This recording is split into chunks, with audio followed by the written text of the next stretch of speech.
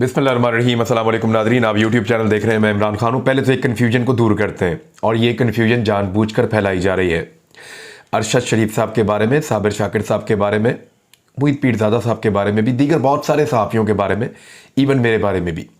वो ये फैलाई जा रही है कि एस्टेब्लिशमेंट ने जब कहा कि शरीफ खानदान चोर है, डाकू है, या आसिफ अली जरदारी है, इनके साथी चोर और डाकू हैं, तो आपने एस्टेब्लिशमेंट पे यकीन कर लिया, और बाद में साबित हुआ कि वो चोर और डाकू नहीं है। और ये इस किस्म का चीज़ है कि आपने एस्टेब्लिशमेंट के कहने के ऊपर आप कठपुतली की तरह चले और आपने उनकी बात पे यकीन कर लिया। मैं ज़रा आपको क्लियर कर देता हूँ।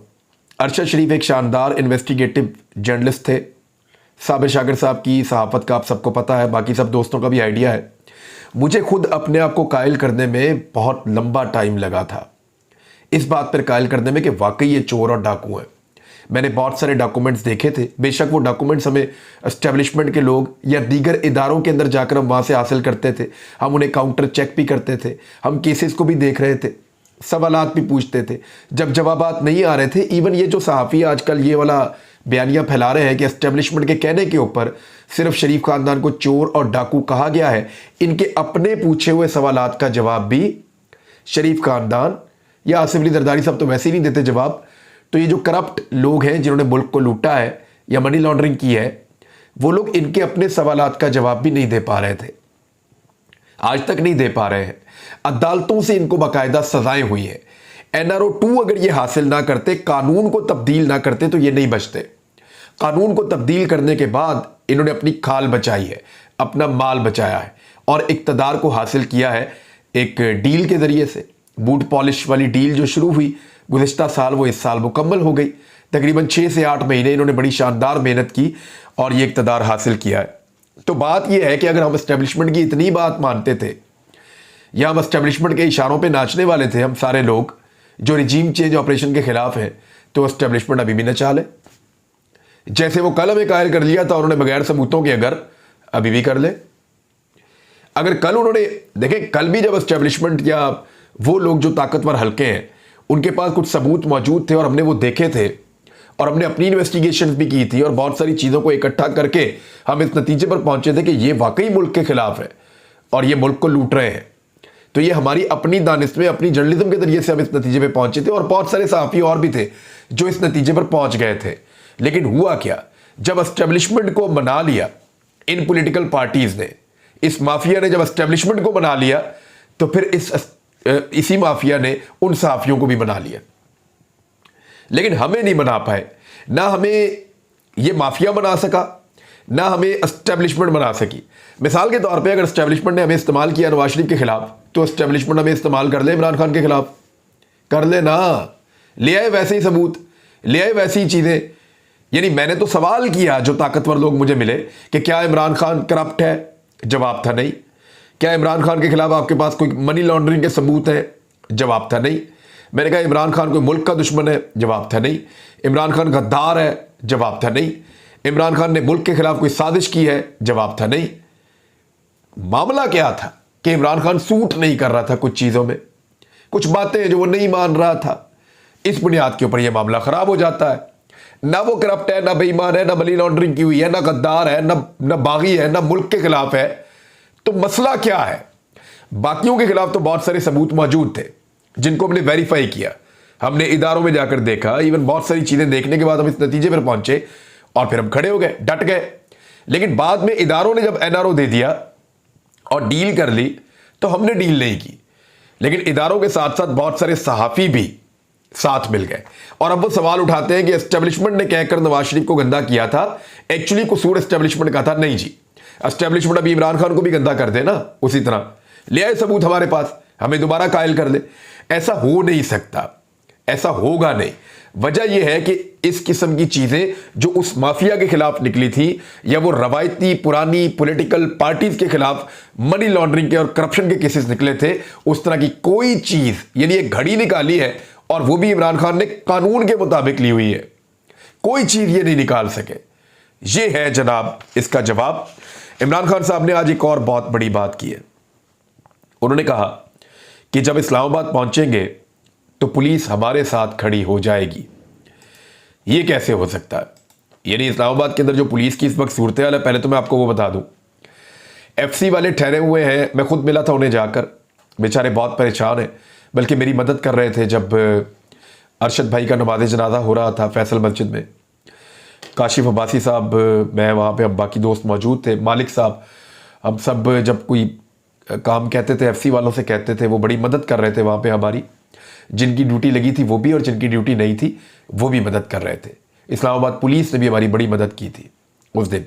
तो FC के जो एहलकार हैं वो सारे के सारे फैसल मस्जिद में ठहरे हुए, लेकिन जो सिंध से आने वाले एहलकार हैं उनके साथ बहुत बुरा सलूक रखा जा रहा है।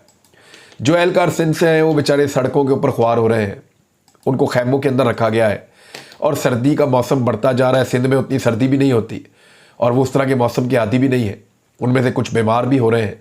तो ये सूरत हाल इंतहाई तशवीशनाक है। इंसानियत की नज़र से देखिए, वो इंसान पहले है, पुलिस वाले बाद में है। उनका ख्याल रखिए, उनके खाने पीने का, उनकी अद्वियात का, उनकी रिहाइश का ख्याल रखना वफाकी हुकूमत की जिम्मेदारी है, जिनके पास वो मेहमान के तौर पे आए। तो पुलिस जो है वो 14-15 हज़ार की पुलिस है टोटल, जो फोर्स मिला लें अगर सिंध की भी, इस्लामाबाद की भी, उसके साथ अब FC और रेंजर्स ये सब मिला लें तो 14-15 हज़ार की कैपेसिटी है। और इस्लामाबाद में 7 रस्ते आ रहे हैं। हर रस्ते के लिए अगर आप एवरेज भी निकालें तो 2-2.5 हज़ार बंदे से ज़्यादा वहाँ पे खड़े नहीं किए जा सकते। अब अगर लाखों की तादाद में कारकुन आते हैं और वो एंगेज करते हैं तो क्या पुलिस लगातार ड्यूटी दे सकती है? ये बहुत बड़ा सवाल है। बात यह है कि अगर लोग ताज़ा दम आते हैं और बाहर आकर बैठ जाते हैं तो पुलिस कितने दिन ड्यूटी दे सकती है? लगभग कई हफ्ते हो गए हैं पुलिस इस्लामाबाद में मौजूद है, FC इस्लामाबाद में मौजूद है, वैसे ही उनकी हालत पतली है। कई लोग खुले आसमान के नीचे हैं, मस्जिद के अंदर भी हैं तो वहाँ पे भी ठंड है, वो बड़ी मुश्किल से बेचारे गुजारा कर रहे हैं। तो इस पुलिस के लिए, इस फोर्स के लिए बड़े इम्तिहान है। अभी तो बड़े इम्तिहान ये है कि वहाँ पे मज़ीद चंद दिन, इनको लगभग 10 दिन अभी और लग जाएंगे लॉन्ग मार्च को आने में, वो इंतज़ार करना पड़ेगा। उसके बाद फिर लोगों का मुकाबला करना पड़ेगा। तो ये बड़ी टफ चीज़ है। और इमरान खान साहब का इस मौके पर ये क्लेम आना कि पुलिस हमारे साथ मिल जाएगी जिस वक्त हम इस्लामाबाद पहुंचेंगे, ये बहुत इंपॉर्टेंट है। अब एक नया पत्ता चलने की कोशिश की है, FIA ने इमरान खान साहब को तलब कर लिया है साइफर ऑडियो लीक्स में और ममनुआ फंडिंग केस के अंदर।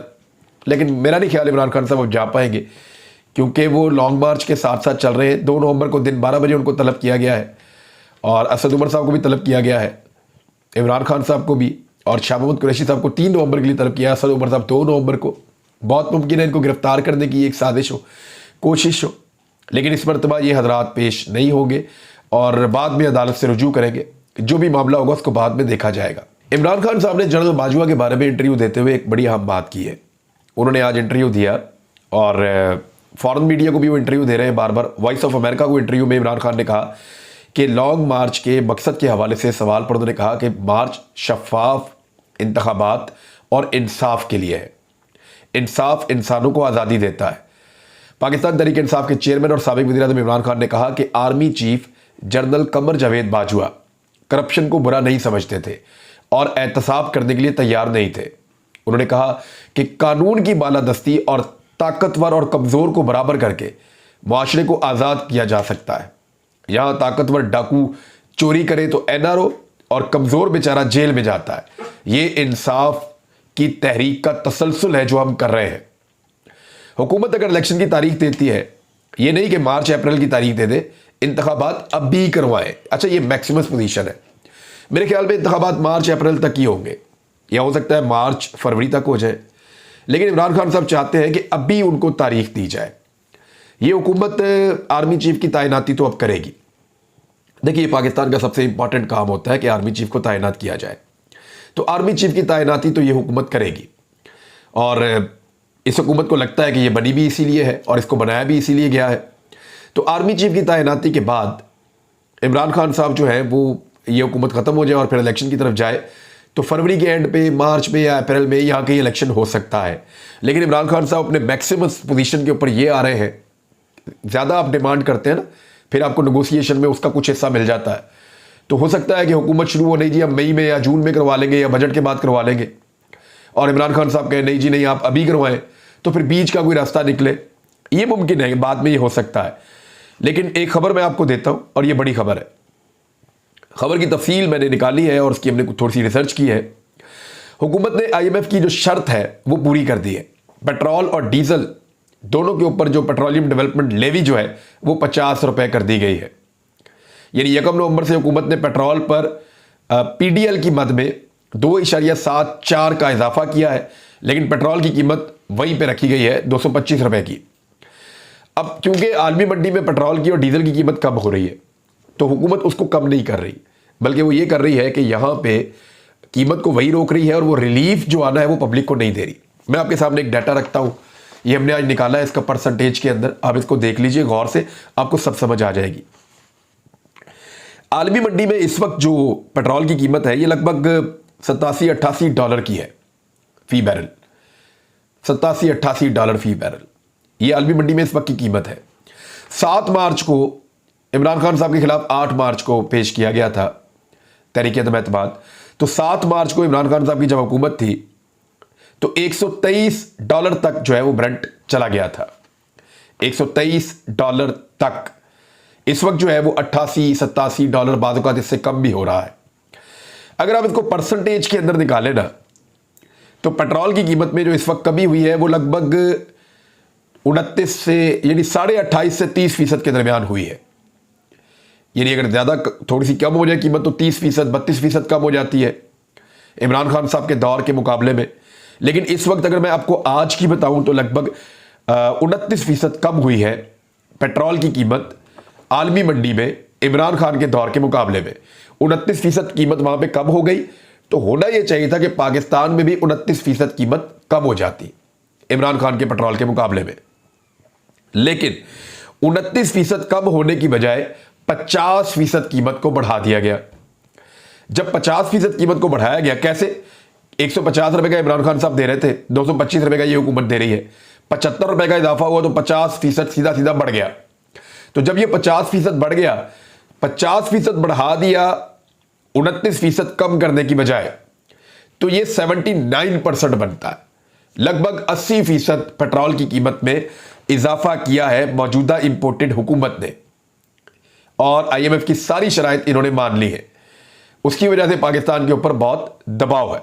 महंगाई की जो शरह है वो इस महीने की अक्टूबर की मैं आपको बता देता हूं कि जो अक्टूबर में महंगाई की शरह है वो सरकारी आदाद शुमार के मुताबिक 26.6% तक पहुंच गई है। मैं कुछ चीज़ों को आपको बता देता हूं।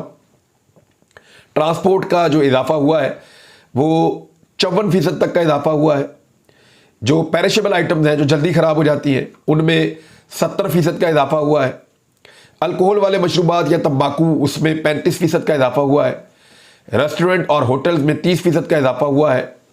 वो चीज़ें जो ख़राब नहीं होती उनमें 31% का इजाफा हुआ है। घरेलू सामान की जो मरम्मत होती है या फर्निशिंग होती है उसमें 28% तक का इजाफा हुआ है।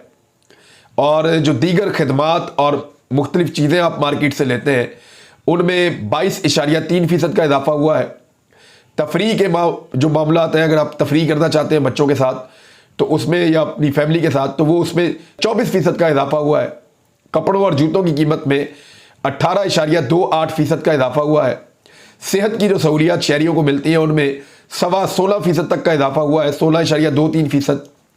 तालीम के अखराजात में 11% तक का इजाफा हुआ है। मवासलात में 1.5% तक का इजाफा हुआ है। हाउसिंग और यूटिलिटीज़ में 12% तक का इजाफा हुआ है। ये महंगाई बढ़ी है इस महीने में, और लगातार महंगाई बढ़ती चली जा रही है, बढ़ती चली जा रही है, कोई कंट्रोल नहीं है। अरशद शरीफ साहब के केस के अंदर एक और डेवलपमेंट है। ना सिर्फ पीटीआई ने एक मुतालबा किया है, पीटीआई ने कहा कि इंटरनेशनल ह्यूमन जर्नलिस्ट की सरबराही में तहकीकाती कमीशन बनाया जाए, ये उन्होंने मुतालबा किया है। जबकि सहाफ़ती तंजीमों ने भी हुकूमती कमीशन को मुस्तरद कर दिया है अरशद शरीफ साहब की वालदा के बयान के बाद। पीएफयूजे के रहनुमा लाला असद पठान ने कहा कि अरशद शरीफ कई मरतबा खतरात का इजहार कर चुके थे। मौजूदा हुकूमत जब से इक़्तिदार में आई है ARY पर इल्ज़ामात लगाती रही है। बाकी तंजीमें भी यही कह रही हैं। और मैं आपको एक चीज़ बताता हूँ, देखें अरशद शरीफ साहब को ख़तरा किससे था?